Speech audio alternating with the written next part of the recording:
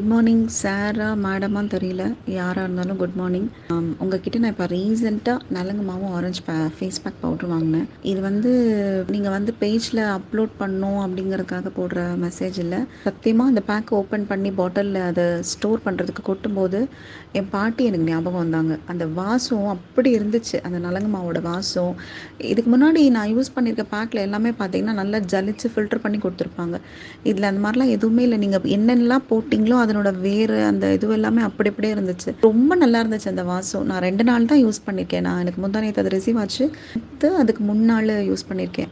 I think Friday receive ஆச்சுன்னு நினைக்கிறேன். இல்லை, தேர்ஸ்டே ரிசீவ் ஆச்சு. ஃப்ரைடே சாட்டர்டே 2 நாள் போட்டிருக்கேன். இன்றைக்கும் போடுறேன். ரொம்ப சூப்பராக இருக்குது. நான் அது ஒரு 10 நாள் தொடர்ந்து யூஸ் பண்ணிவிட்டு அதுக்கப்புறமா நான் உங்களுக்கு கண்டிப்பாக ரிவ்யூ சொல்கிறேன். வாசம் ரொம்ப பிடிச்சிருந்துச்சி. அந்த வாசம் பழைய காலத்தை ரொம்ப ஞாபகப்படுத்துச்சு.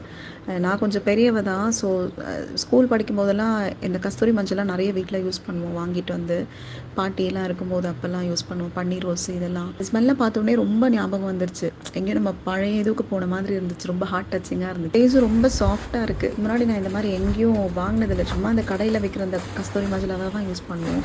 ஆனால் எல்லாமே நல்லா அழகாக ஃபில்டர் பண்ணி கொடுத்துருப்பாங்க. கண்டிப்பாக கெமிக்கல் இல்லாமல் எதுவுமே இருக்காது. இந்த அரோமாலேயே தெரிஞ்சிருச்சு இதில் கண்டிப்பாக எதுவுமே நீங்கள் கலந்துருக்க மாட்டீங்க அப்படின்னு. ரொம்ப பிடிச்சிருந்துச்சு. நான் ஃப்ரெண்ட்ஸ்க்கும் ரெஃபர் பண்ணியிருக்கேன்.